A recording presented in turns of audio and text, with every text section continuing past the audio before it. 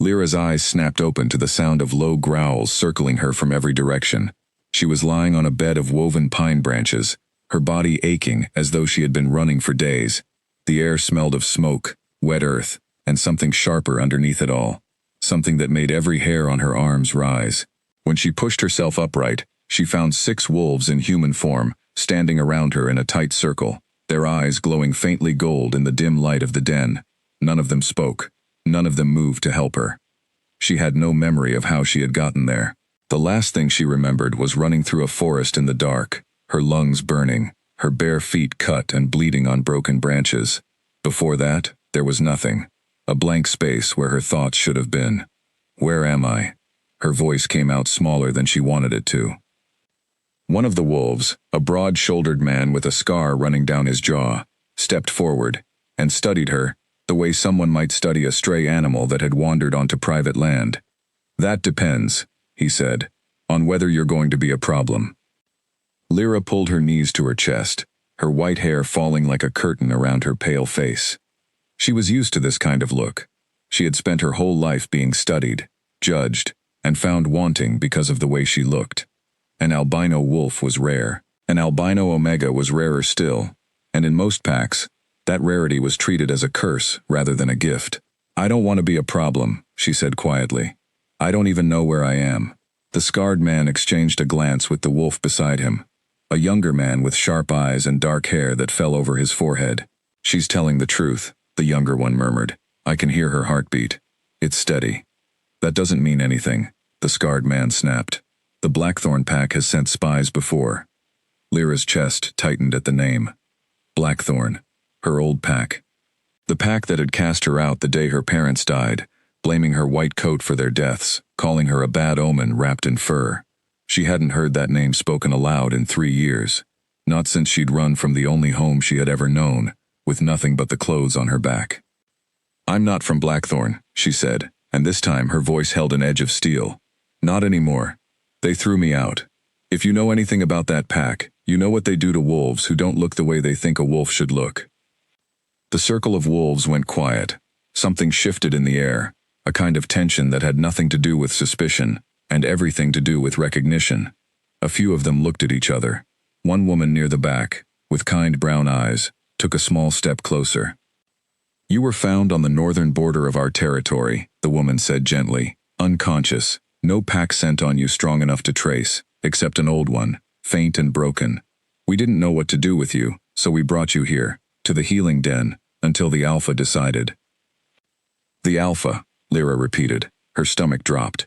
Every pack she had ever known treated Omegas as the lowest rank, barely worth an Alpha's attention, unless there was trouble to be dealt with. "He's going to decide what happens to me." "He already knows you're here," the scarred man said. "He was the one who found you." Before Lyra could ask what that meant, the wooden door of the den creaked open, and every wolf in the room straightened at once, as though pulled upright by invisible strings. The air changed. It grew heavier, charged with something ancient and commanding, and Lyra felt it settle over her skin like a weight she couldn't shake off. A man stepped through the doorway, and the moment she saw him, her breath caught in her throat. He was tall, with shoulders built for carrying more than his own weight, and dark hair swept back from a face that looked carved rather than born. But it was his eyes that stopped her cold. Molten gold, the same color she remembered flashing through the trees the night she'd run, right before everything went black. He didn't speak right away. He simply looked at her, his gaze moving over her face, her white hair, the pale scars on her arms from years of surviving alone, and something in his expression flickered, there and gone so quickly she almost thought she'd imagined it. "Leave us," he said, and his voice was low, even, but it carried the unmistakable weight of command. The other wolves filed out without protest, though a few cast worried glances back at Lyra before the door shut behind them. She was alone now, with a stranger who held more power in his presence than anyone she had ever met, and she had no idea if that was a good thing or a very bad one. "You're awake," he said finally, moving closer but keeping a careful distance, as though he understood that crowding her would only make things worse. "How do you feel?" "Confused," she admitted, "and a little afraid, if I'm honest." Something in his jaw tightened. as though her fear bothered him more than he wanted to show.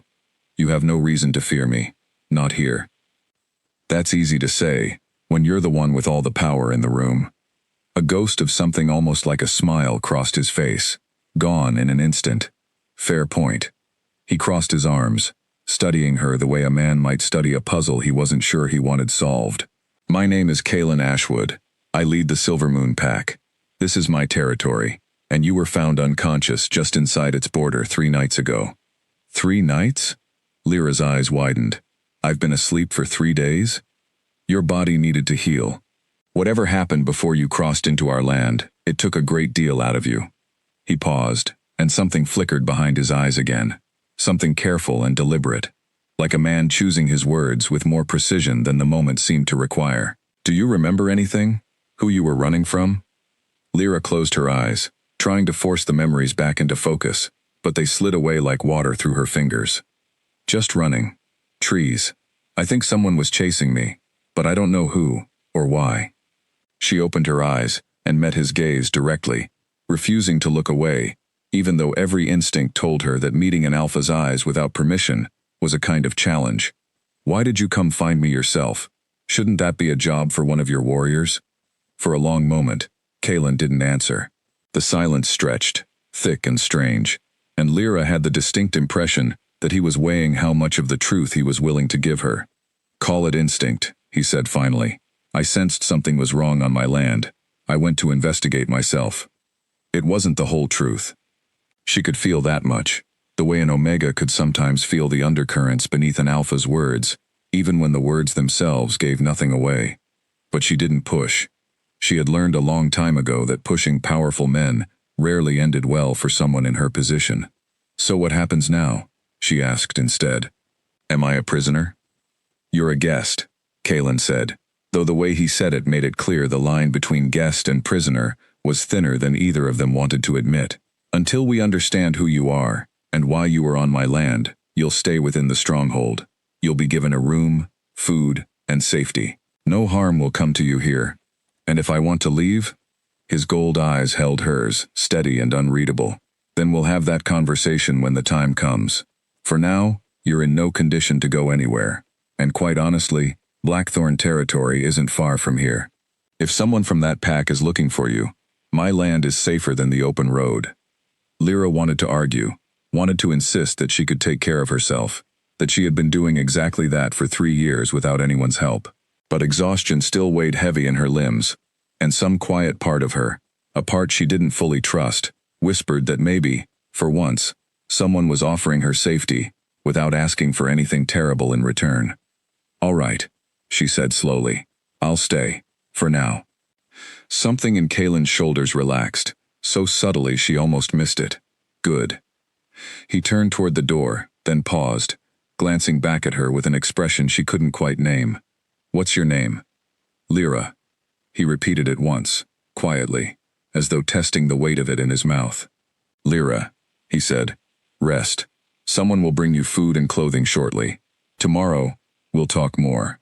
He left before she could respond, the door closing softly behind him, and Lyra sat alone in the healing den, staring at the spot where he had stood, her heart pounding for reasons she couldn't fully explain. Outside the den, Kalen walked several long strides before he allowed himself to stop, bracing one hand against the trunk of an ancient oak tree, his breath ragged in a way that had nothing to do with exertion.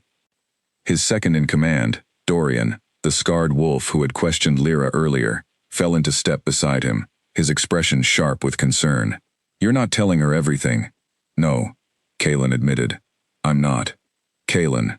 Dorian's voice dropped low, careful, the tone of a friend rather than a subordinate.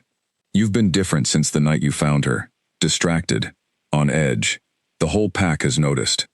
Kalen said nothing for a long moment, his gaze fixed on the darkening tree line, on the direction of the healing den, where Lyra now rested, unaware of the storm, quietly gathering around her. The night I found her, he said finally, his voice barely above a whisper. My wolf recognized something in her scent, something I haven't felt in my entire life as Alpha. He exhaled slowly, as though admitting the words cost him something. She's my fated mate, Dorian. My wolf chose her the moment I caught her scent on the wind, 3 days before I even saw her face. Dorian's eyebrows rose, though he kept his voice carefully even. And you haven't told her. How could I? Kalen turned to face his friend, frustration and longing warring plainly across his features.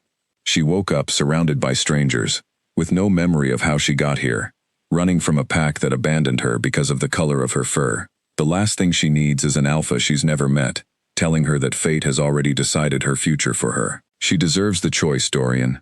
She deserves to choose this, if she chooses it at all. And if she never does? Kalen's jaw tightened, the muscle flexing beneath skin, drawn tight with restraint. Then I'll live with that. But I won't force a bond onto a woman who has spent her whole life having choices taken away from her. Dorian studied his alpha for a long moment, something like respect flickering in his gaze, mixed with worry he didn't bother to hide. The pack will need an explanation eventually. You know how they'll react when they realize what she is to you. I know, Kalen said quietly. But not yet. Let her heal first. Let her feel safe before anything else is asked of her. Above them, the moon began to rise, pale and full, casting silver light across the stronghold grounds.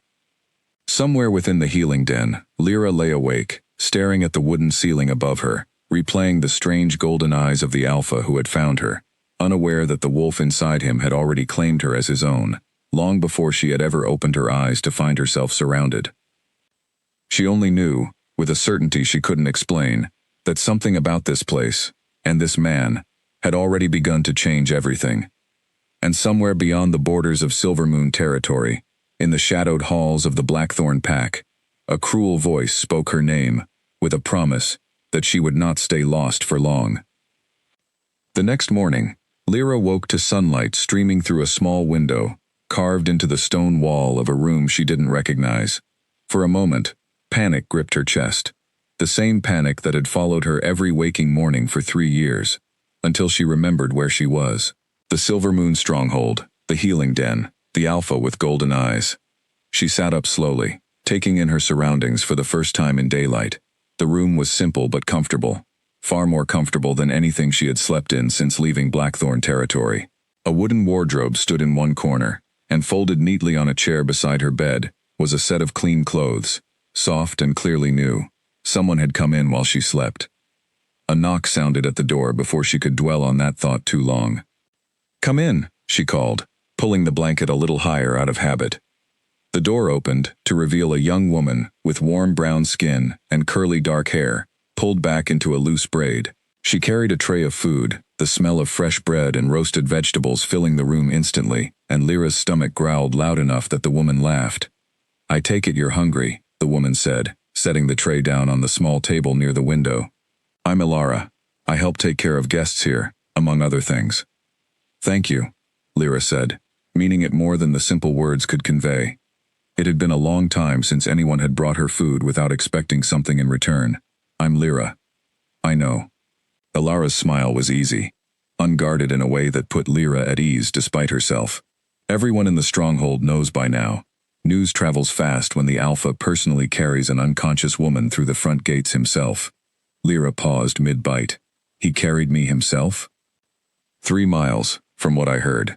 Wouldn't let anyone else touch you. Ilara's eyes sparkled with curiosity, though she was clearly too polite to ask the question hanging unspoken between them. That's not exactly typical alpha behavior, if you don't mind me saying. Lyra didn't know what to make of that information, so she said nothing, focusing instead on the food in front of her, though her mind kept circling back to golden eyes and a voice that had promised her safety without asking anything in return. After she had eaten and dressed in the clothes left for her, a soft gray dress that fit her better than she expected, Ilara led her out of the healing den and into the wider stronghold for the first time. Lyra had never seen anything like it. Where Blackthorn's territory had been built around fear and rigid punishment, Silvermoon's stronghold buzzed with an energy that felt almost like a real community.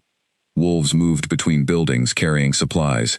Children ran through open courtyards under the watchful eyes of older pack members, and everywhere Lyra looked, she saw signs of a pack that functioned like a family, rather than a hierarchy built on threats. But she also felt the stares. Word had clearly spread, and every wolf they passed slowed just slightly to look at her, their gazes lingering on her white hair and pale skin, in a way that made old wounds ache beneath the surface. She kept her chin high, refusing to shrink the way Blackthorn had trained her to, though the effort cost her more than she let show. "Don't mind them," Elara murmured as they walked. "We don't get many albino wolves passing through. Curiosity mostly. Not cruelty, not here." "I've learned the difference doesn't always matter," Lyra said quietly. "Staring is staring." Elara glanced at her with something like understanding, though she didn't press further, and Lyra appreciated the restraint more than she could say. They were interrupted by the sharp click of boots against stone, and a woman rounded the corner ahead of them, moving with the kind of deliberate confidence that Lyra recognized instantly as someone used to being obeyed. She was beautiful in a cold, polished way, her dark red hair pulled back tightly, her eyes narrowing the moment they landed on Lyra. "So this is her," the woman said, stopping directly in their path. "The stray, the alpha carried in like some kind of wounded pup." "Mira," Elara said, a warning edge creeping into her voice. "That's not necessary. I'm simply making conversation." Mira's smile didn't reach her eyes as she circled Lyra slowly, the way a predator might circle something it hadn't yet decided was worth eating. "An albino. How unusual. I didn't realize Kaelin had a taste for exotic strays." Lyra felt heat rise in her chest, old anger sharpened by years of exactly this kind of treatment, but she forced her voice to stay level. "I'm not a stray, and I didn't ask to be brought here." "No," Mira agreed, something calculating flickering behind her eyes. "But you're here now, aren't you? Comfortable room, new clothes, the alpha's personal attention." She leaned in slightly, her voice dropping to something almost intimate, almost friendly, though the words carried an unmistakable edge. "Careful, little Omega. Some gifts come with strings attached that you won't see until it's far too late to cut them." Before Lyra could respond, a deep voice cut through the tension like a blade. "Mira." Kaelin stood at the edge of the courtyard, his expression carefully neutral, though Lyra could see the tightness in his jaw, the same restraint she had noticed the night before. Mira straightened immediately, her earlier confidence folding into something more deferential, though not entirely. "Alpha," she said smoothly. "I was simply welcoming our guest." "Is that what that was?" Kaelin's voice held no warmth, and for the first time, Lyra glimpsed the authority that made every wolf in the stronghold straighten when he entered a room. "You have duties waiting for you at the eastern border. I trust you haven't forgotten them." Mira's smile tightened, but she inclined her head and walked away without another word, though not before casting one last unreadable glance in Lyra's direction. "I'm sorry about that," Kaelin said once she had gone, his voice softening as he turned to Lyra. "Mira has been with this pack a long time. She isn't always welcoming to newcomers." "It's fine," Lyra said, though her hands had curled into fists at her sides without her noticing. "I've dealt with worse." Something flickered across Kaelin's face, something that looked almost like anger on her behalf, though he said nothing further about it. Instead, he gestured toward a quieter path, leading away from the busy courtyard. "Walk with me. There are things we should discuss, and I'd rather not do it, surrounded by an audience." Lyra hesitated only a moment before falling into step beside him, and Elara offered her a small, encouraging smile before slipping away to attend to other duties, leaving the two of them alone. They walked in silence for a while, following a stone path that wound between tall trees at the edge of the stronghold grounds. The morning air was crisp and clean, and Lyra found herself breathing easier than she had in longer than she could remember, despite everything. "I want to ask you something," Kaelin said eventually, "and I want you to answer honestly, even if the answer is uncomfortable." Lyra glanced at him warily. "All right. Do you remember anything at all about the pack that raised you, before Blackthorn cast you out?" The question landed harder than she expected. Lyra's steps slowed, memories rising unbidden, memories she had spent years trying to bury. "I remember my parents," she said quietly. "My mother had hair like mine, though she used to dye it dark so people wouldn't stare. My father was a beta, respected, though never quite respected enough to protect us from what came after." Her voice hardened. "They died in a fire when I was 16. The pack said it was an accident, but afterward, they started whispering that my coat had brought some kind of curse down on the pack. My own cousin, Aldrich, took over as Alpha not long after, and he was the one who cast me out." He said an omen like me couldn't be allowed to stay and poison the rest of the pack. Kaylin's expression had darkened steadily throughout her story, though he said nothing until she finished, his silence giving her the space to speak without interruption, a courtesy she hadn't expected. "That's a cruelty I don't have words for," he said finally. "Superstition dressed up as leadership. Aldrich sounds like a coward hiding behind fear." "He was always good at that," Lyra said, a bitter edge creeping into her voice. "Good at making cruelty sound reasonable." Kaylin stopped walking, turning to face her fully, his golden eyes steady and unflinching. "You should know, Lyra, that nothing about you marks you as cursed, not here, not in my territory. Whatever superstition drove Blackthorn to abandon you, it has no place among my pack." Lyra studied his face, searching for the lie she expected to find there, the way every kind word she had ever received eventually curdled into something with a price attached. But she found nothing, except quiet, steady conviction, and it unsettled her more than cruelty ever could have. "Why does it matter to you?" she asked softly. "What happens to me?" Something shifted behind his eyes, something he clearly wanted to say, and equally clearly wasn't ready to. "Because cruelty like that should never go unanswered," he said instead, the words careful, deliberate. "And because you deserve better than what you've been given." It wasn't the whole truth. Lyra could feel that much, the same way she had felt it the night before, but she let the moment pass without pushing, some instinct warning her that whatever lay beneath his words wasn't ready to surface yet. They continued walking as the sun climbed higher, and for the first time since she had opened her eyes surrounded by strangers, Lyra allowed herself to imagine, just briefly, what it might feel like to belong somewhere, without having to earn the right to exist. She had no way of knowing that somewhere beneath Kaylin's careful restraint, his wolf paced restlessly, aching with the effort of holding back a truth that grew heavier with every passing hour they spent together. And she had no way of knowing that far beyond the borders of Silvermoon territory, Aldrich of the Blackthorn pack had already learned exactly where his missing cousin had resurfaced, and was already making plans to bring her back under his control, one way or another.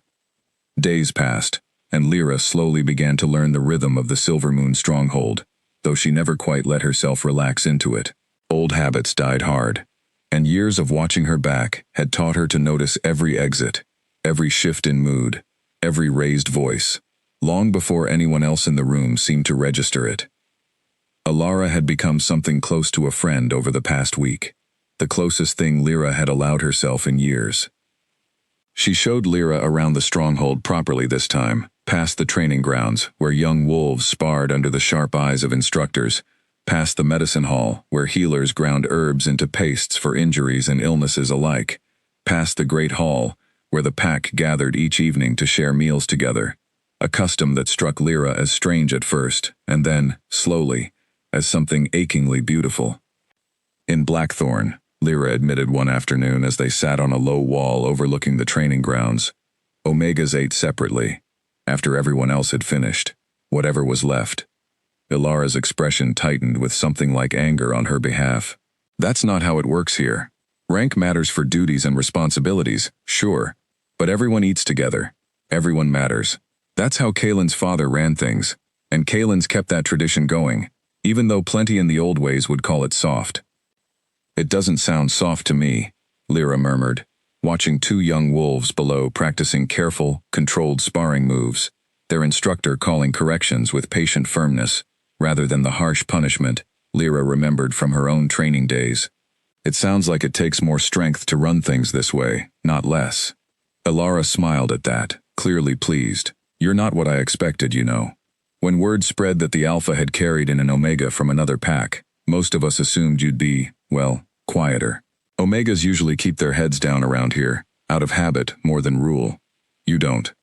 Lyra considered that for a moment. It was true. Something about the way she carried herself had shifted since arriving at Silvermoon, a straightening of her spine she hadn't consciously decided to adopt. Perhaps it was simply that no one here had punished her yet for standing tall, and some deeply buried part of her had noticed the absence of consequence and quietly begun to test its limits. "I spent 3 years surviving on my own," Lyra said finally.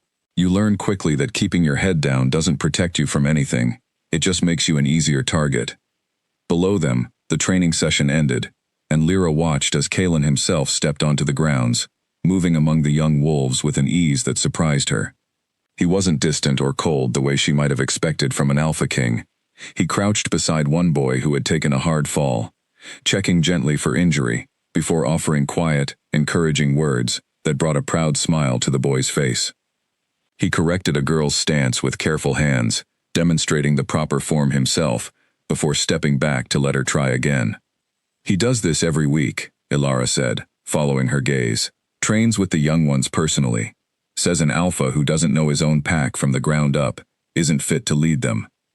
Lyra watched him a moment longer, something warm and confusing stirring in her chest, as she observed the careful, patient way he moved through his people, utterly unlike the cold, distant authority figure she had expected an alpha king to be.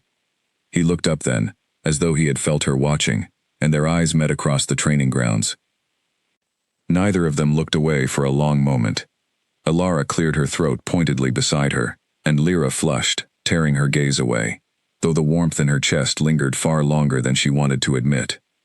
"You should be careful," Ilara said quietly, her tone gentler than the words themselves.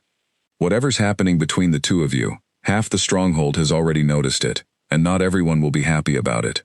"There's nothing happening," Lyra said quickly, though even to her own ears, the denial sounded thin. Ilara's smile held knowing amusement, but she let the subject drop, and Lyra was grateful for it.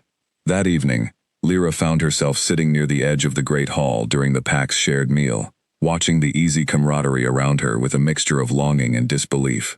Warriors laughed with healers. Children darted between tables stealing bites of bread from indulgent adults. An elderly wolf near the front told a story that had half the hall laughing, his hands gesturing wildly to illustrate some long-ago hunting mishap.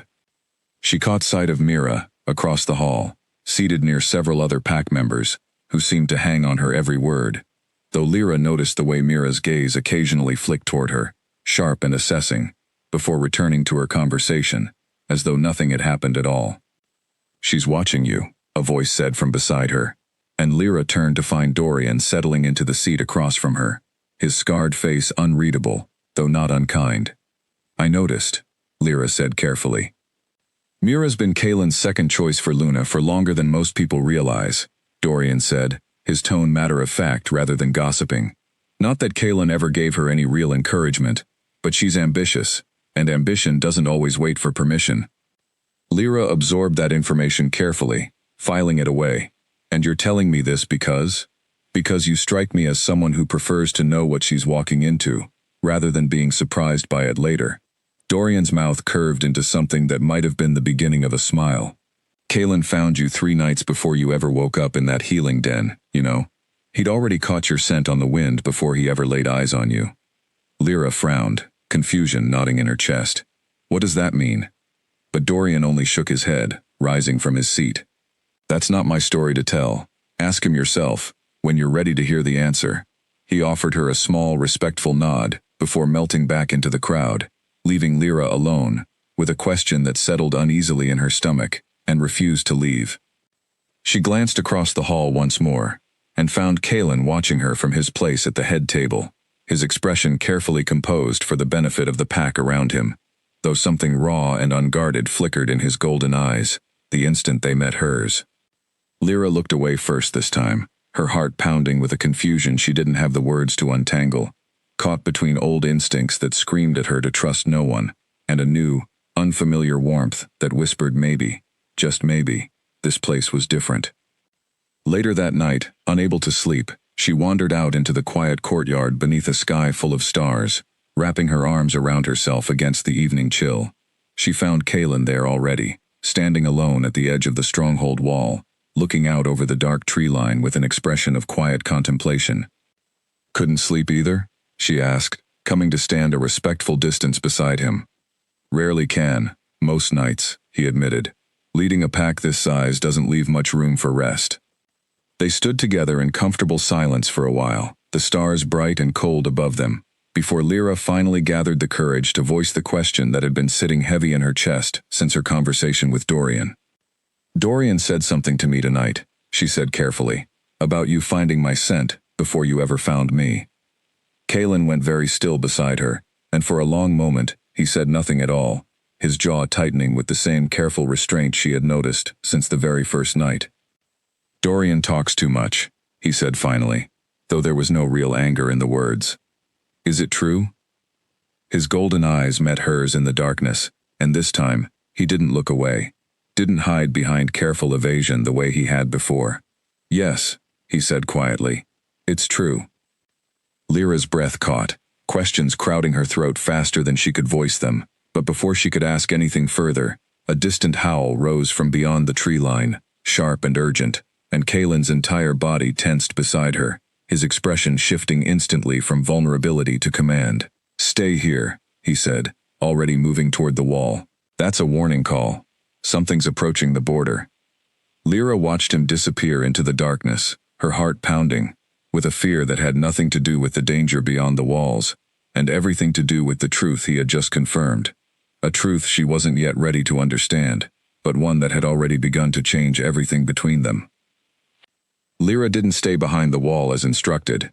She told herself it was concern for the pack that had taken her in, though some smaller, more honest part of her admitted it was concern for one wolf in particular that drove her feet toward the tree line despite every warning bell ringing in her mind. By the time she reached the border, the danger had already passed. A handful of warriors stood in a loose formation near a break in the trees, and Kalen stood at their center, his shoulders tense, his gaze fixed on the shadows beyond the border markers. "A scouting party," Dorian was saying as she approached, his voice low and clipped. "3 of them. They ran the moment we sounded the alarm." "Which pack?" Kalen asked, though something in his voice suggested he already suspected the answer. "Blackthorn markings," Dorian confirmed. No mistaking the scent. Lyra's stomach dropped, old fear rushing back in a wave so powerful it nearly buckled her knees. Kalen turned at that moment and caught sight of her standing at the edge of the clearing, and his expression shifted instantly from grim focus to something closer to alarm. "I told you to stay inside the walls," he said, closing the distance between them in a few long strides. "I heard Blackthorn," Lyra said, her voice tighter than she meant it to be. "I had to know." Kalen studied her face for a long moment, taking in the fear she couldn't quite hide, and something in his own expression softened, despite the tension still gripping his shoulders. "They're gone for now," he said, gentler than before. "Scouting parties don't cross borders looking for a fight. They're looking for information." "Information about me," Lyra said quietly, and it wasn't a question. Neither of them said anything further on the matter that night, but the incident settled into Lyra like a stone dropped into still water, sending ripples through every quiet moment that followed. She had allowed herself, over the past week, to imagine that Blackthorn might have forgotten her entirely, that 3 years of silence meant she had simply ceased to matter to the pack that once called her cursed. The scouting party proved otherwise, and old memories she had spent years trying to bury rose to the surface with fresh, painful clarity. She remembered the night of the fire most vividly of all, though she had spent years wishing she could forget it entirely. She had been 16, curled up reading by candlelight in the small cottage she shared with her parents at the edge of Blackthorn territory, when the first scream had torn through the night air. By the time she'd stumbled outside, flames had already swallowed half the roof, and no matter how desperately she'd screamed for help, no one from the main stronghold had come, until it was far too late. Her parents' bodies were never fully recovered. The official explanation blamed a cooking fire left unattended, a tragic accident and nothing more. But within days, whispers had begun circulating through the pack, whispers that grew louder and crueler with each passing week. The white-haired girl, the bad omen. Some claimed her coat had drawn ill fortune down upon her family. Others claimed she had somehow caused the fire herself, through means no one could quite explain but everyone seemed eager to believe. Her cousin Aldrich had taken over as alpha not long after, his claim to leadership strengthened rather than weakened by the tragedy, and it had taken him only a single pack meeting to formally declare Lyra's presence a danger to Blackthorn's future. She remembered standing before the entire pack, 16 years old and utterly alone, as her own cousin ordered her exile with a coldness that still haunted her dreams. "An omen like her cannot be allowed to poison what remains of this pack," Aldrich had said, his voice carrying easily across the silent hall. "She will leave by morning, and she will not return." No one had spoken up in her defense. Not a single voice among hundreds. She had walked out of Blackthorn territory the following dawn, with nothing but a small bag of supplies, and a certainty that had calcified into something hard and unbreakable inside her chest, that she would never again allow herself to depend on anyone, that survival meant trusting no one but herself. 3 years of wandering had only reinforced that lesson. She had drifted between the edges of various territories, never staying long enough to be noticed, taking odd work where she could find it, sleeping in abandoned dens and hollowed trees, more nights than she cared to count. She had learned to fight, learned to hunt, learned to disappear at the first sign of trouble, and somewhere along the way, she had convinced herself that this solitary existence was simply what her life would always be. Until 3 nights ago, when something had chased her through unfamiliar forest, and she had woken surrounded by wolves, who against every instinct she possessed, had not hurt her. Meanwhile, far beyond Silvermoon's borders, within the shadowed halls of Blackthorn's stronghold, Aldrich paced before a roaring fire, his expression twisted with barely contained frustration. "You're certain it was her?" he demanded of the scout who had returned from the border, a lean, nervous wolf named Garrick, who had once served under Lyra's father, before switching loyalties without hesitation, the moment Aldrich claimed power. Her scent was unmistakable, Garrick confirmed, though he kept his eyes carefully lowered, unwilling to meet his alpha's gaze directly. Faint, but present near the Silvermoon border. She's alive, and she's under Kaelin Ashwood's protection. Aldrich's fist slammed against the stone mantel, the sound echoing through the otherwise quiet chamber. 3 years, and she resurfaces on Silvermoon land, of all places. He turned, his eyes narrowing with calculation. "Do you understand what this means, Garrick? If Kaelin discovers the truth about why she was cast out, about the real reason her parents died that night, everything I've built here comes apart." Garrick's expression flickered with something like unease, though he quickly smoothed it away. "The official story has held for 3 years, Alpha. No one questions it." "No one questioned it because she was gone," Aldrich snapped. "Because there was no one left to contradict the story I told. But if she remembers, if she ever speaks the truth to someone with the power to act on it, I lose everything." He paced back toward the fire, his mind clearly working through possibilities with cold, practical efficiency. "We need her back. Quietly, if possible. Permanently silenced, if not." Garrick hesitated, an old loyalty stirring uncomfortably beneath years of self-serving compliance. "Silvermoon won't simply hand her over, Alpha. Not if Kaelin has taken a personal interest in her welfare." "Then we find another way in," Aldrich said, his voice dropping to something colder and more dangerous. "Every pack has weaknesses, Garrick.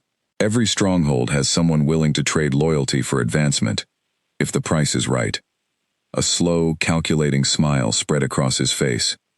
"I hear the Silvermoon Beta, Mira, has grown quite tired of watching her Alpha's attention drift toward an outsider."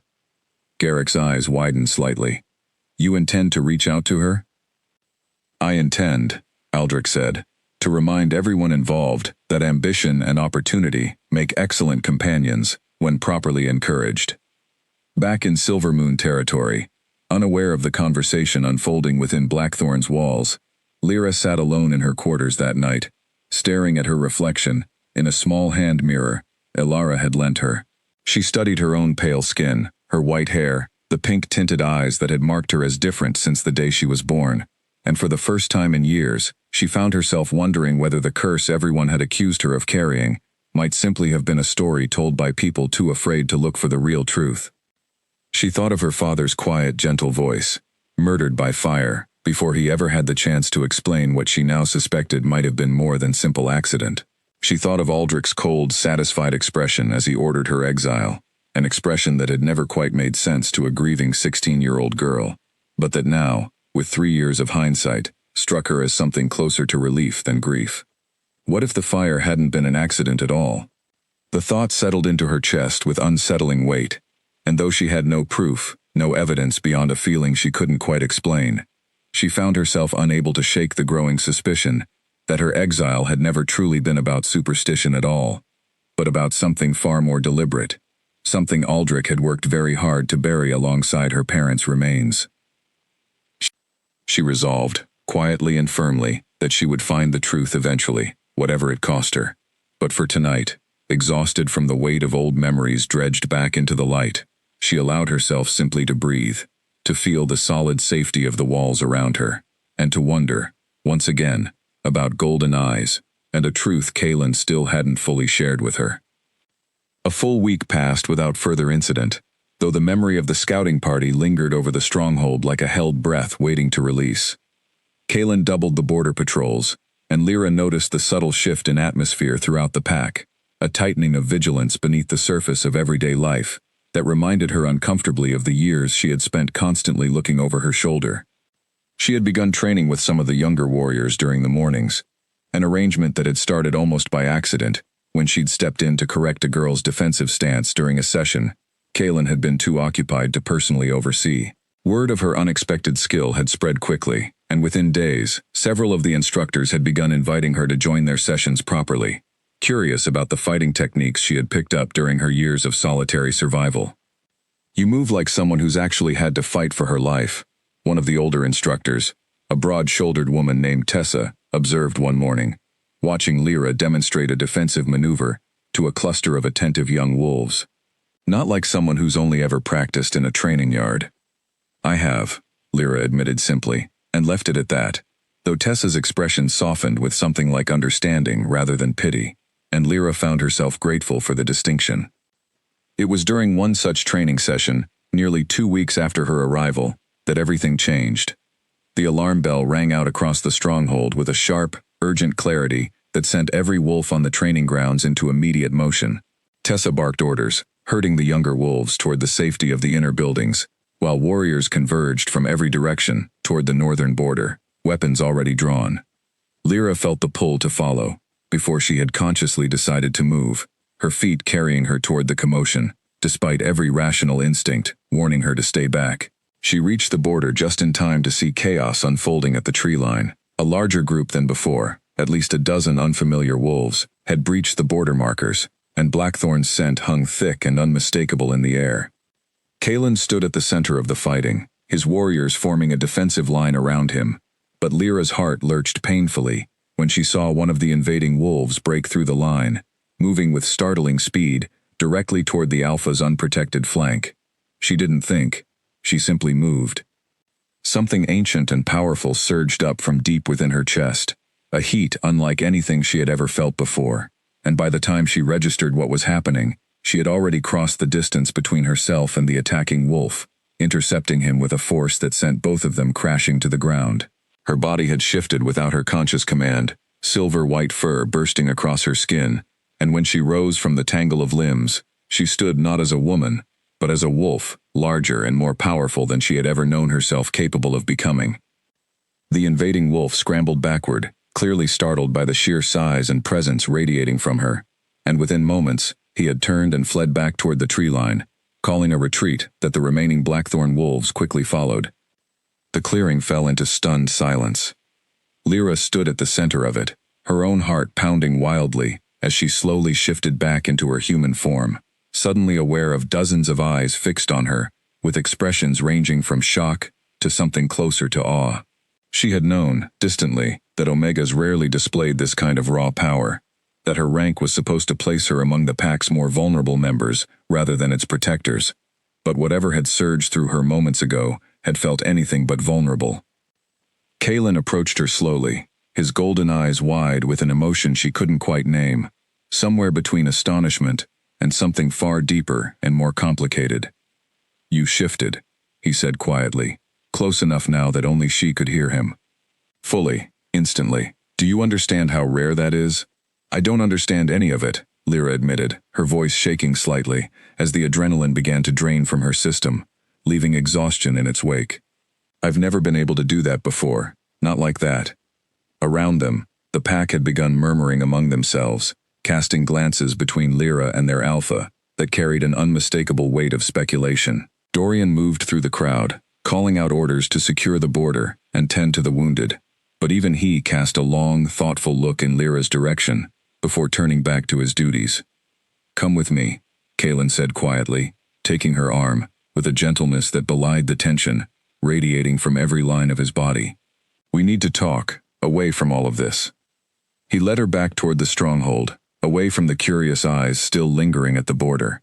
until they reached a quiet study within the main hall, its walls lined with old books and maps of territories, long since redrawn by shifting pack boundaries. He closed the door behind them and turned to face her, his expression a careful mixture of restraint and something far more turbulent beneath the surface.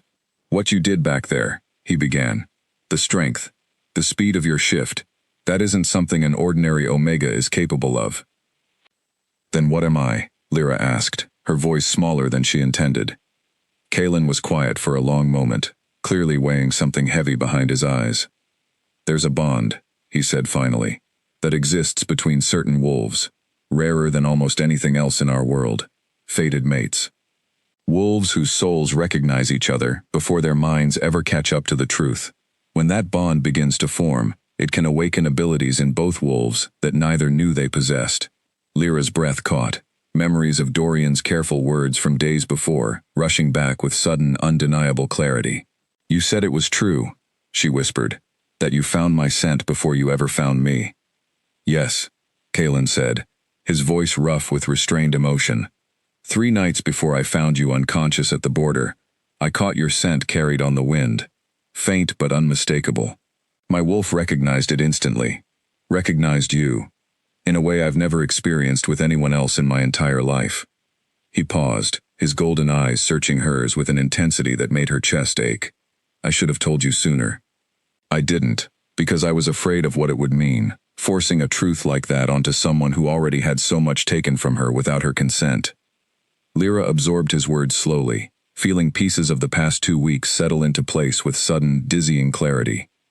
The way he had carried her himself, the careful restraint in his every interaction with her, the way his pack had watched them both with quiet, knowing speculation from the very beginning.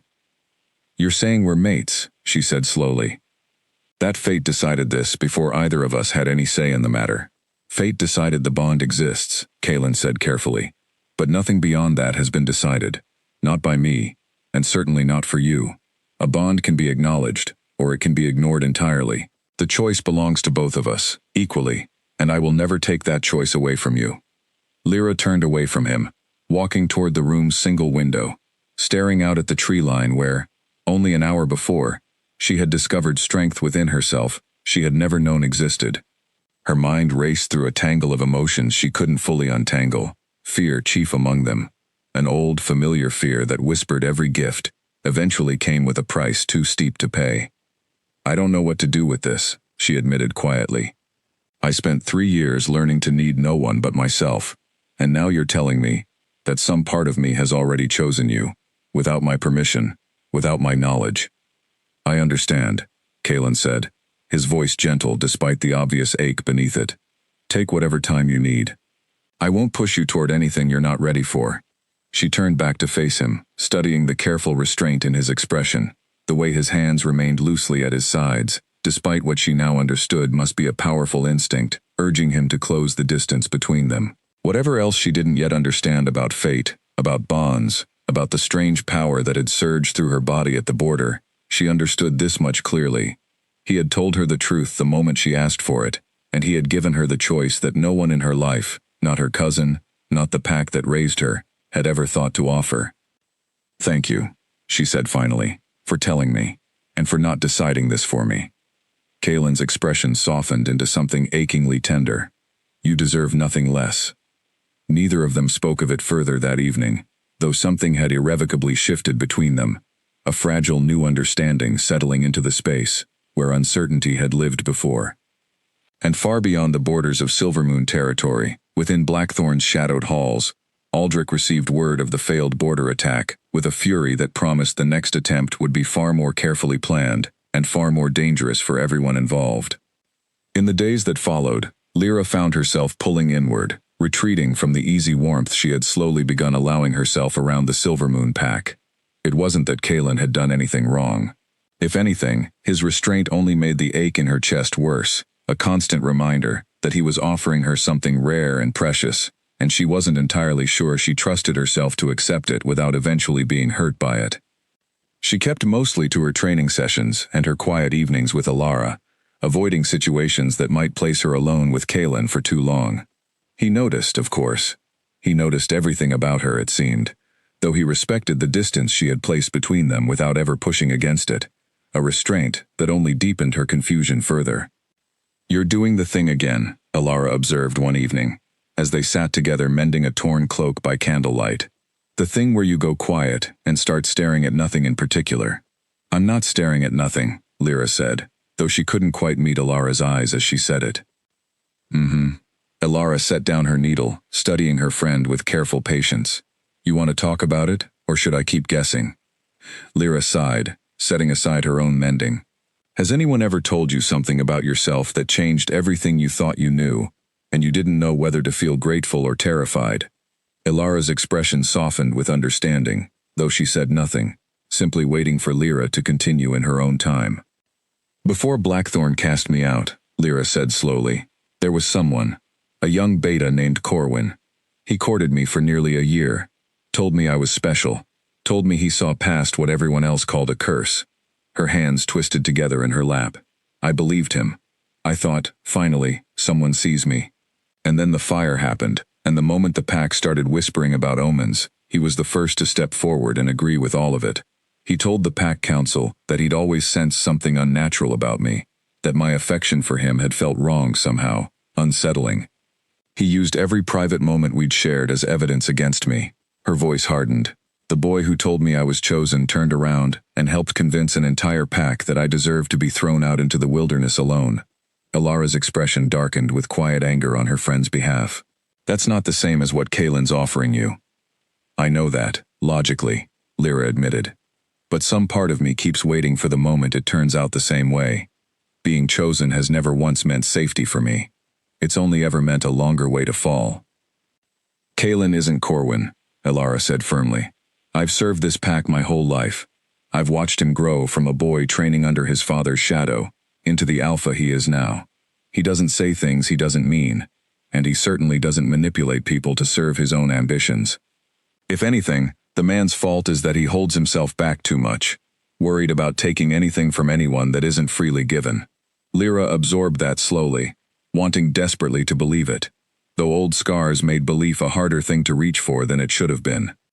Meanwhile, in a quiet corner of the stronghold rarely used by anyone other than storage keepers, Mira paced restlessly, waiting for the sun to fully set, before slipping out through a rarely guarded side gate. She had received word 3 days earlier, delivered by an unfamiliar traveling merchant who had passed a folded note into her palm with a knowing glance before disappearing back into the crowd. The note had contained only a location and a time, but Mira had understood immediately who had sent it. Garrick was waiting for her, exactly where the note had promised, standing just beyond the tree line in the deepening dusk, his posture wary, despite his obvious familiarity with secretive meetings. "You actually came," he said, sounding faintly surprised. "You said you had information that could interest me," Mira replied coolly, crossing her arms. "I'm listening, but my patience is limited." Garrick studied her for a moment before speaking. "My alpha understands your position within Silvermoon has grown increasingly precarious since Kalen's outsider arrived. Understands too that ambition unrewarded has a way of curdling into resentment, given enough time." "Careful," Mira warned, though the flicker in her eyes betrayed more interest than she likely intended to show. "Speak plainly, or don't speak at all." "Aldrich wants the girl returned to Blackthorn territory," Garrick said simply. "Quietly, without unnecessary conflict between our packs, if it can be managed. In exchange for your assistance in that matter, my alpha is prepared to offer you something considerably more valuable than whatever standing you currently hold within Silvermoon." Mira's eyes narrowed. "What exactly is he offering?" "Support," Garrick said. "Resources, alliance. Should circumstances within Silvermoon ever shift in a direction that required new leadership, Blackthorn would be prepared to recognize and support whoever proved capable of stabilizing the pack in the aftermath." The implication hung heavy and unmistakable in the cooling evening air, and Mira's expression flickered with something dangerously close to temptation before she carefully smoothed it back into cool composure. "You're suggesting I betray my own alpha?" "I'm suggesting," Garrick said carefully, "that Kalen has already made his choice clear to anyone paying attention, and it was never you. The girl has awakened something in him that years of your own patient devotion never managed to reach. Ambition doesn't wait forever for recognition that isn't coming, Mira. Sooner or later, every wolf has to decide whether loyalty to someone who overlooks her is worth more than opportunity offered by someone who sees her value clearly. Mira said nothing for a long moment, old resentment and wounded pride warring visibly behind her carefully composed expression. She had served Silvermoon faithfully for over a decade, had positioned herself carefully as the obvious choice for Luna long before any albino outsider had stumbled unconscious across the northern border, and watching that future slip away so effortlessly had left a bitterness in her chest that she hadn't fully acknowledged until this very moment. "I need time to consider this properly," she said finally. "Take what time you need," Garrick said, already retreating back into the shadows of the tree line. "But not too much. Opportunities like this rarely wait patiently for anyone." He disappeared into the darkness, leaving Mira alone with her thoughts, the weight of temptation settling over her shoulders like a familiar, comfortable cloak she hadn't realized she'd missed wearing until this very moment. Back within the stronghold, unaware of the quiet conspiracy taking root just beyond her walls, Lyra sat alone on the small balcony outside her quarters, watching the same stars she had shared with Kaelin weeks before, when he had first confirmed the truth of the bond between them.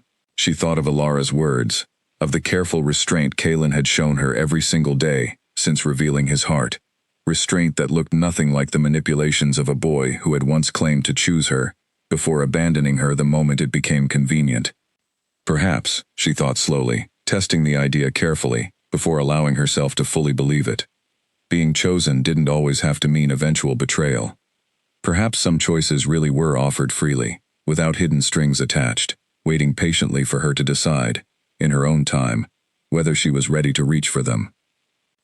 She didn't yet know how close that fragile new hope stood to being tested by forces already gathering against her, forces that cared nothing for her healing, and everything for the power that controlling her fate might bring them. Mira did not sleep well in the days following her meeting with Garrick. She told herself repeatedly that she hadn't yet agreed to anything, that considering an offer was hardly the same as acting on it, but the seed Garrick had planted continued to grow roots deeper than she wanted to admit, feeding on years of quiet resentment she had never allowed herself to fully examine. She watched Lyra more closely now, cataloging every small interaction between the Omega and their Alpha, with a bitterness that grew sharper by the day. She watched Kaelin linger a moment too long during evening meals, watched the way his gaze softened whenever Lyra entered a room, watched the pack itself begin shifting its quiet loyalty toward the outsider, with a speed that felt, to Mira, like a betrayal of everything she had worked to build for over a decade. The final decision came on an afternoon when she overheard Dorian discussing preparations for a formal announcement, the specific details deliberately vague, but the implication unmistakable. Kaelin intended to acknowledge the mate bond publicly, and soon. That evening, Mira slipped through the same side gate she had used before, meeting Garrick once more beneath the cover of deepening dusk. "I need something more concrete than promises," she told him, her voice tight with barely restrained urgency. "If this is happening, it's happening now." Garrick's expression flickered with quiet satisfaction, though he kept his tone carefully neutral. "There's a herbal remedy," he said slowly, "commonly used among healers to treat minor injuries. In carefully measured amounts, harmless. In larger doses, it can trigger a violent reaction in someone still recovering from significant physical trauma, particularly someone whose body has recently undergone the strain of an unexpected, powerful shift." Mira's stomach twisted uncomfortably at the implication, old loyalty warring against ambition, already too deeply rooted to easily uproot. "You're talking about poisoning her." "I'm talking about an accident," Garrick corrected smoothly. "A tragic reaction to medicine she was already taking. Nothing more. No one need ever know it was anything other than misfortune." "And if she dies?" Mira's voice came out sharper than she intended, an edge of genuine unease bleeding through her careful composure. Garrick shrugged, an unsettling casualness in the gesture. "Then Blackthorn's concerns are resolved permanently, and Silvermoon loses an outsider who was never truly part of this pack to begin with. Either way, you find yourself free of the obstacle standing between you and everything you've earned the right to claim." Mira said nothing for a long moment, staring into the darkness beyond the tree line, wrestling with a decision that would fundamentally alter who she understood herself to be. She had told herself, throughout every step of this arrangement, that she was simply protecting her own future, simply reclaiming a position she had rightfully earned through years of loyal service. She had not, until this exact moment, allowed herself to consider that her ambition might require crossing a line from which there could be no honest return. "Give me the remedy," she said finally, her voice barely above a whisper. "I'll handle the rest myself." 3 days later, Lyra woke feeling unusually weak, a strange heaviness settling through her limbs that she initially attributed to overexertion from her morning training sessions. By midday, the weakness had progressed into something far more alarming, a burning sensation spreading through her chest, accompanied by dizziness so severe she had to grip the nearest wall simply to remain upright. Alara found her collapsed in the hallway outside her quarters, her skin unnaturally pale even for someone whose complexion was already fair, her breathing shallow and labored. "Lyra!" Alara's scream echoed through the stronghold corridors, bringing warriors and healers running from every direction within moments. Kalen arrived before the healers had even finished their initial assessment, his expression transforming from concern to barely controlled fury the moment he took in Lyra's condition, gathering her into his arms with a gentleness that belied the tension radiating from every line of his body. "What happened to her?" he demanded, his voice carrying an authority that sent the gathered healers scrambling to answer. "We're not certain yet, Alpha," the eldest healer said carefully, her hands moving swiftly to check Lyra's pulse and pupils. "Her symptoms suggest some kind of poisoning, though we haven't identified the source." "Poisoning." Kalen's voice dropped to something dangerously quiet, a stillness far more unsettling than any shout could have been. Someone did this to her deliberately. The healers worked through the night, administering remedies to counteract whatever toxin had entered Lyra's system, while Kalen refused to leave her side, his hand wrapped around hers, as though sheer force of will alone might keep her tethered to consciousness. By dawn, her fever had finally broken, her breathing steadying into something closer to normal, though the exhaustion in her pale face told its own story of how close the previous night had come to a far worse outcome. "She'll recover," the eldest healer confirmed finally, relief evident in her tired voice. Though it was close, whatever herb was used, the dosage was significant enough that a wolf with less resilience wouldn't have survived it. Kalen's jaw tightened at the confirmation, his golden eyes burning with a cold fury Lyra had never witnessed in him before, not even during the border attacks weeks prior. "Find out how this happened," he said to Dorian, who stood at attention near the doorway. "Every meal she's eaten in the past 3 days. Every person who's had access to her quarters. I want answers, and I want them quickly." The investigation moved swiftly under Dorian's careful direction, warriors questioning kitchen staff and quarters attendants throughout the following day, while Lyra slowly regained her strength under careful watch. It was a young kitchen worker, nervous and clearly frightened by the intensity of the inquiry, who finally provided the thread that unraveled everything. "I saw someone near the healing herb stores, who shouldn't have had reason to be there," the young worker admitted, her voice trembling under Dorian's steady gaze. "Beta Mira. 2 nights ago, well after the evening meal had already been prepared and served." Dorian's expression darkened considerably at the name, and within the hour, Mira found herself standing before Kalen in his private study, her composure cracking under the weight of an accusation she could no longer deny with any real conviction. "Explain to me," Kalen said, his voice deceptively calm in a way that somehow felt far more dangerous than shouting would have, "why you were seen near the healing herb stores 2 nights before Lyra nearly died." Mira's carefully constructed defenses crumbled slowly under his unwavering gaze, years of loyalty and ambition finally colliding in a confession that spilled from her in halting, guilt-ridden fragments. She told him everything: Garrick's approach, Aldrich's promises, the poison she had administered with her own hands into food she had known Lyra would eat. Kalen listened in silence, his expression growing colder with every word, until finally, when Mira's confession trailed into silence, he spoke with a quiet authority that carried more weight than any shout could have managed. "You served this pack for over a decade," he said. "I trusted you, the entire pack trusted you, and you were willing to end an innocent life over ambition and wounded pride." "Kalen, please," Mira began, her voice cracking. "You will be escorted to the border and formally exiled from Silvermoon territory," Kalen said, cutting off whatever plea she had intended to offer. "You will never return to this land, under any circumstances. Consider this mercy, Mira, given what you attempted to do. A different alpha might have shown considerably less restraint. Mira was escorted from the stronghold within the hour, her banishment carried out with a swiftness that left the rest of the pack reeling from the revelation of betrayal within their own ranks. Lyra, still weak from her ordeal but conscious enough to understand what had transpired, absorbed the news with a complicated mixture of relief and lingering unease. "This is my fault," she told Kaelin quietly, once the immediate chaos had settled and they were finally alone. "Blackthorn is targeting me because of what I might remember, and now your own pack has paid the price for hiding me. None of this is your fault," Kaelin said firmly, taking her hand with a gentleness that steadied her more than any words could have. "Mira made her own choice. Aldrich made his. You are the victim in all of this, not the cause." Lyra studied his face, searching for any trace of resentment or regret, and found only fierce, unwavering protectiveness staring back at her. Whatever fragile trust had been building between them over the past weeks solidified in that moment into something far more certain, forged in the fire of a betrayal neither of them had seen coming, but that both of them now understood clearly for exactly what it was.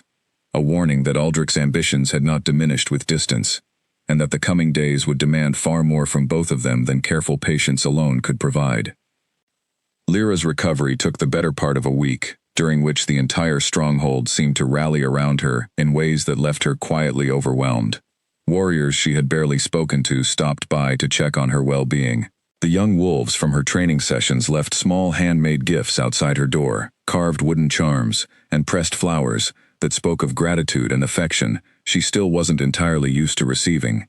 Even Tessa, usually gruff and no-nonsense, brought her favorite tea each morning without a word of explanation needed.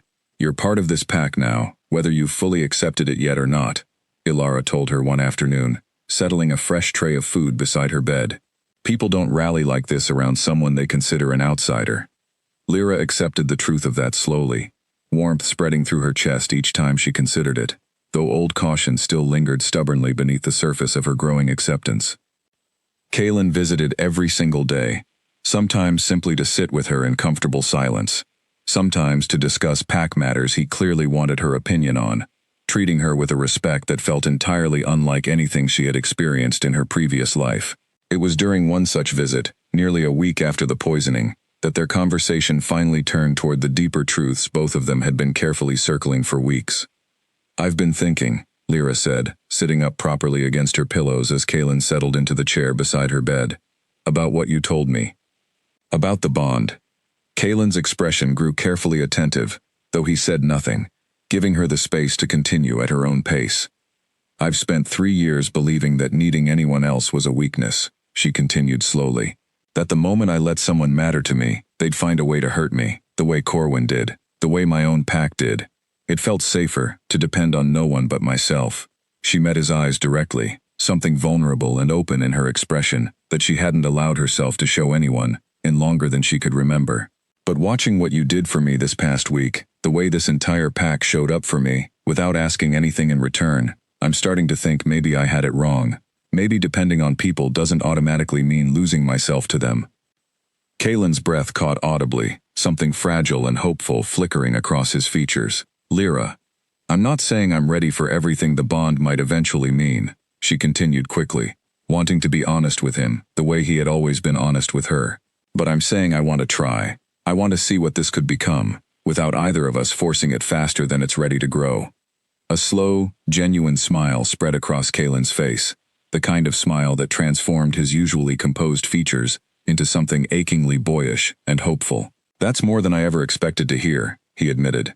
"I promised myself I would never push you toward this bond before you were ready to choose it freely. Hearing you choose it, even partially, means more to me than you probably realize." "Tell me about your side of it," Lyra said, curious now in a way she hadn't allowed herself to be before.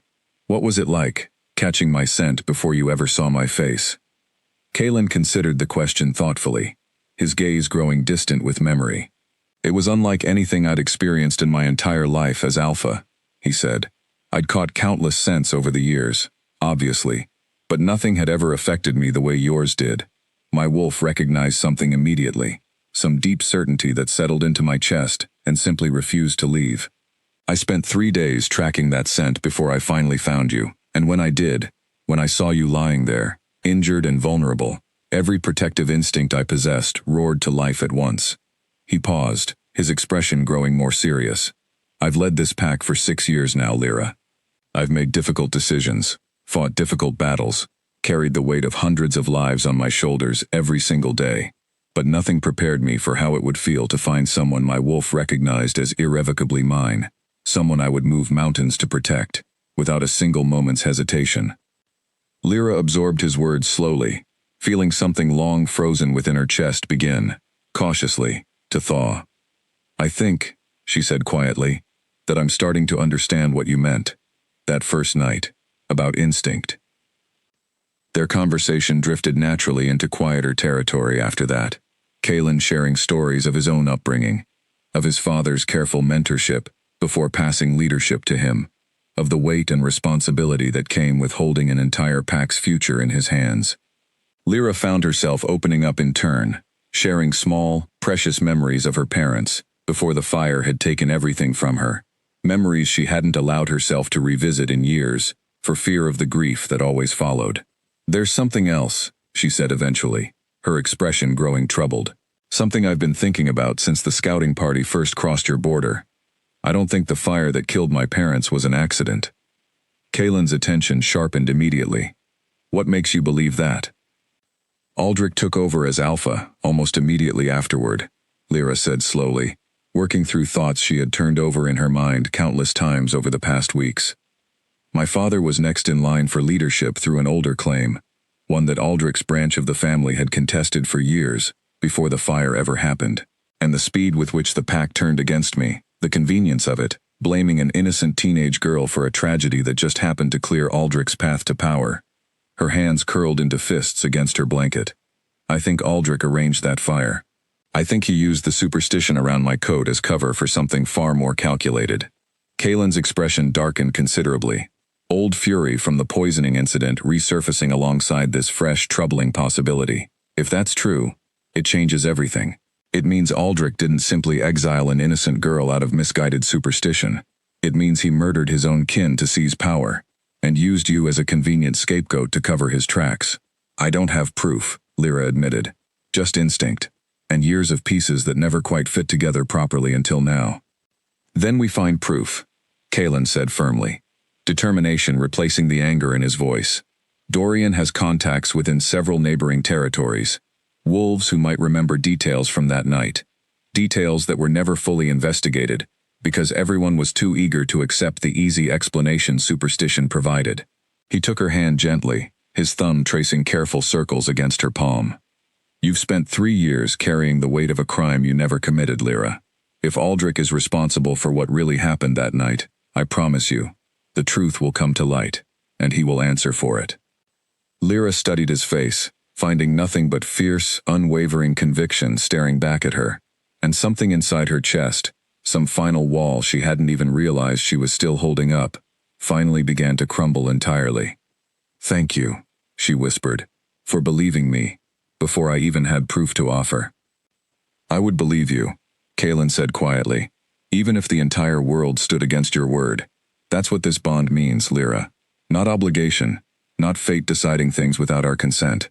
It means finding someone whose truth you trust more completely than anything else in your life, and choosing, every single day, to stand beside them, regardless of what comes."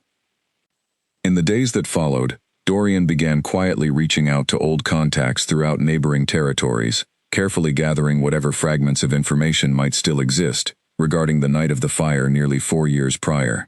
Lyra, meanwhile, continued her recovery, spending her mornings back among the training grounds with Tessa and the younger wolves, her afternoons increasingly spent alongside Kalen as they navigated the careful, hopeful process of choosing each other freely, one honest conversation at a time. For the first time since the night everything had been taken from her, Lyra allowed herself to imagine a future that extended beyond mere survival, a future built not on fear and isolation, but on trust, freely given, and just as freely returned. She had no way of knowing that the proof Kalen had promised to find was closer at hand than either of them realized, or that Aldrich, sensing the net slowly tightening around him, had already begun preparing a final, desperate move that would bring the conflict between Silvermoon and Blackthorn to its inevitable, dangerous conclusion. 2 weeks after Mira's exile, Dorian returned from his latest journey with information that changed everything. He requested an immediate private audience with Kaelin and Lyra, his expression grim in a way that suggested whatever he'd uncovered carried significant weight. "I found a former Blackthorn healer," Dorian explained, once the three of them were settled privately within Kaelin's study. "A woman named Bryn, who left the pack shortly after Aldrich assumed leadership and has been living quietly near the southern border ever since. She agreed to speak with me, reluctantly, once I explained the circumstances." He paused, glancing carefully at Lyra before continuing. "She was present the night of the fire, Lyra. She tended to your father in his final hours before he passed, and what he told her in those last moments never matched the official story Aldrich later gave the pack." Lyra's breath caught, her hands gripping the edge of her chair. "What did he say?" "He told her the fire started too quickly, too deliberately, to have been any kind of accident," Dorian said carefully.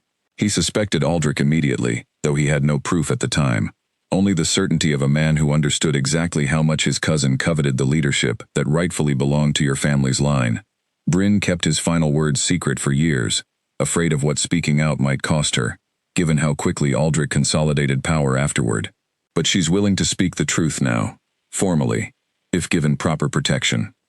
Lyra sat in stunned silence, years of buried grief and unresolved suspicion, finally finding solid confirmation. Kaelin reached over, taking her hand firmly in his own, offering silent support, while she absorbed the weight of what she'd just learned. "This is enough," Kaelin said finally, his voice hard with resolve. "Enough to bring before a formal council of neighboring alphas. Enough to challenge Aldrich's claim to leadership directly. If Bryn testifies publicly, Aldrich's entire foundation of power collapses." "He won't allow that to happen quietly," Lyra said, old wariness sharpening her voice. "If he learns Bryn is willing to speak, he'll move against her, and against us, before any council can even convene." Her instincts proved correct within days. Word reached Silvermoon that Aldrich had begun mobilizing warriors along the Blackthorn border, far more than any simple scouting expedition would require. Reports from allied packs suggested he intended a direct assault, a desperate gamble to seize the truth before it could be spoken aloud and unravel everything he had built through deception. "He's cornered," Dorian said grimly, studying reports spread across the war table within Kaelin's study. "He knows Bryn's testimony, combined with whatever else we've gathered, would end his leadership permanently. This isn't a scouting mission anymore. He's preparing for open conflict." "Then we prepare as well," Kaelin said, his expression settling into the calm, focused authority Lyra had come to recognize as his battle presence. "Reinforce every border position. Send word to our allied packs requesting support, should this escalate beyond what Silvermoon alone can manage." Lyra stood at the edge of the war table, watching the careful, methodical planning unfold around her, and felt something solidify within her own chest, a certainty she hadn't expected to feel so completely. "I want to be part of this," she said firmly. "Not hidden away in the healing den, while others fight a battle that exists because of me." Kaelin studied her for a long moment, old protective instinct warring visibly against respect for her clear determination. "You've already proven what you're capable of," he said finally. "I won't insult you by asking you to hide, but you fight alongside trained warriors, within a coordinated formation, not alone and unprotected." "Agreed," Lyra said, relief and gratitude mingling in her chest, at his willingness to trust her judgment, rather than simply overriding it. The confrontation came 3 days later, at dawn, when Blackthorn warriors crossed the border in numbers far exceeding any previous incursion. Kaelin's forces met them at the tree line in careful formation, warriors moving with the disciplined coordination of a pack that trained together constantly, prepared for exactly this kind of moment. Lyra fought alongside Tessa's unit, her earlier fear giving way to focused determination, as she used every skill she had honed during her years of solitary survival, combined with the newfound strength the bond had awakened within her. She moved through the chaos with a clarity she hadn't expected, defending fellow warriors, redirecting attacks, her white form a striking presence against the dawn light that Blackthorn wolves seemed to recognize and, in more than a few cases, hesitate before engaging directly. Aldrich himself appeared near the heart of the conflict, his expression twisted with the desperate fury of a man who understood precisely how much he stood to lose.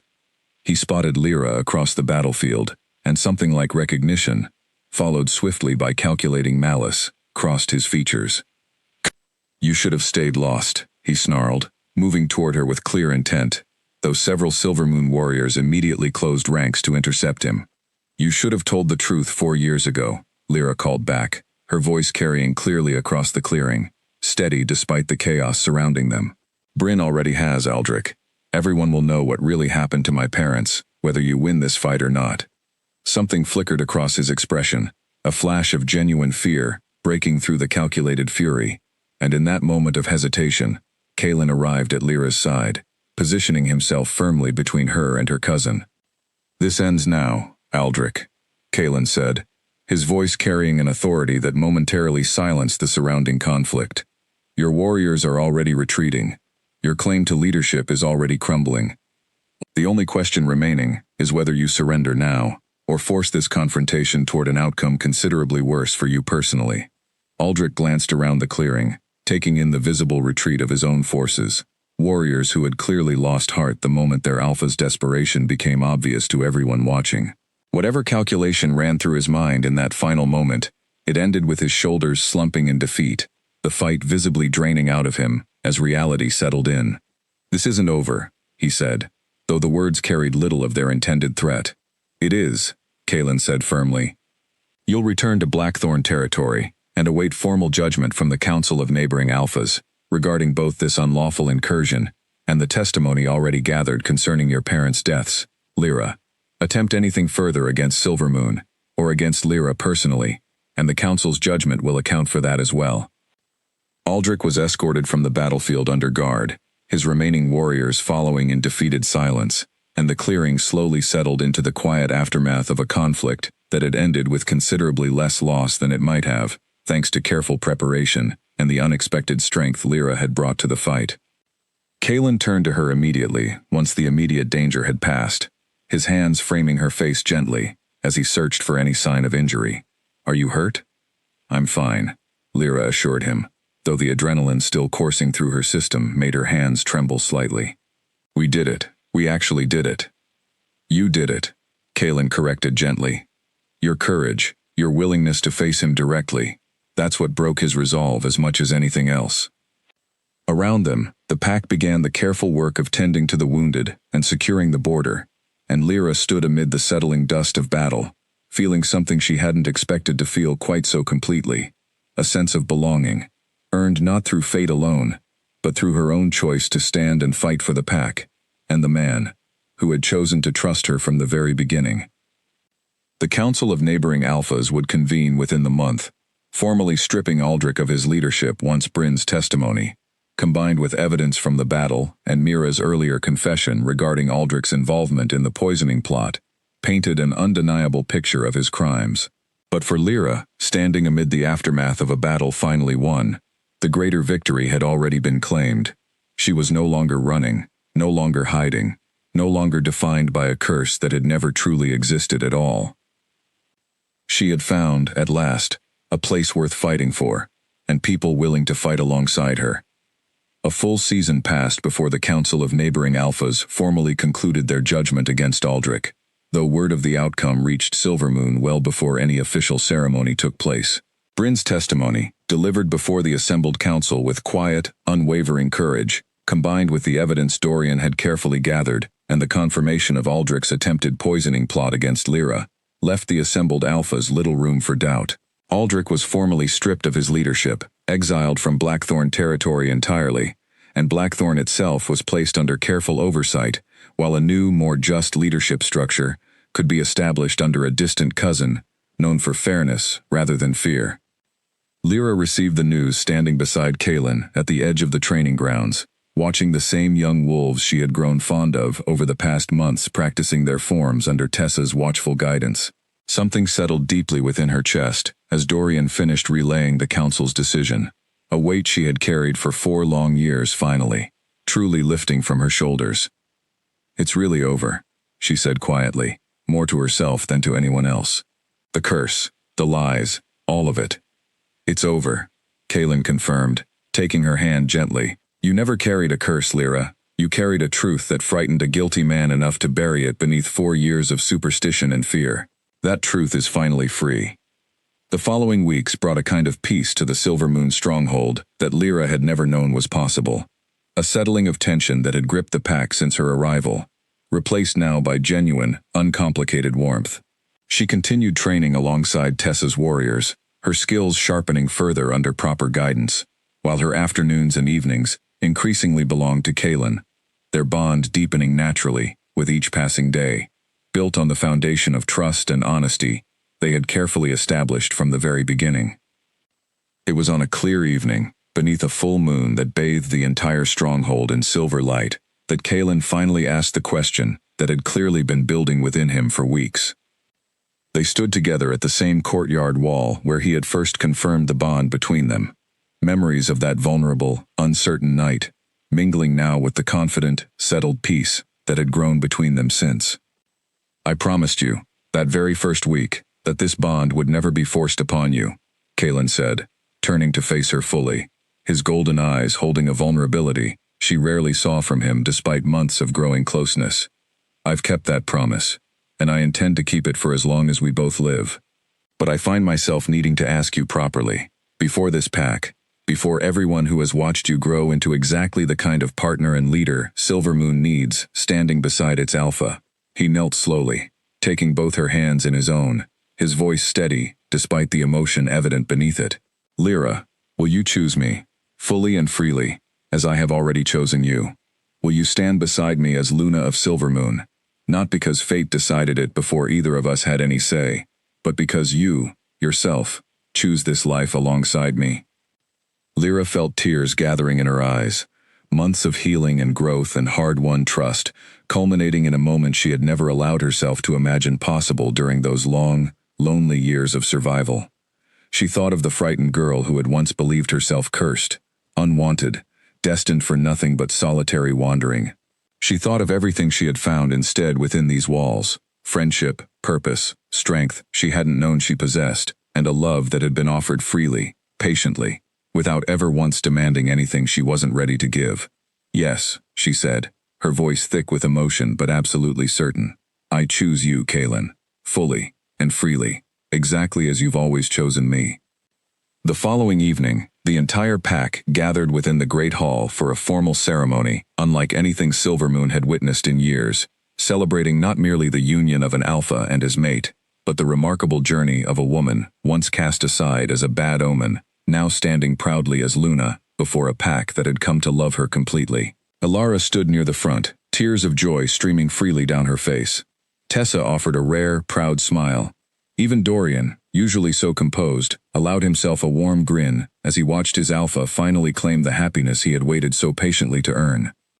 Lyra stood beside Kaelin before the assembled pack, her white hair catching the candlelight, her pale eyes bright with a joy she had never expected to feel so completely. She thought of Blackthorn, of the pack that had once discarded her for the color of her coat, and felt not bitterness, but a strange, settled gratitude that their cruelty had ultimately led her here, to this hall, to this pack, to this man who had recognized her worth from the very first moment their paths crossed. To our Luna, Kaelin announced, his voice carrying clearly and proudly across the hall, chosen not by fate alone, but by her own courage and her own heart. Silver Moon has never known a stronger partner, and I have never known greater happiness than standing beside her. The hall erupted into cheers, warm and genuine, and Lyra felt herself fully, finally, belong somewhere for the very first time in her life. She was no longer the albino Omega who woke surrounded by strangers, uncertain of her place in a world that had only ever shown her cruelty. She was Luna of Silver Moon, chosen and choosing in equal measure, standing proudly beside her Alpha King, home at last, exactly where she belonged.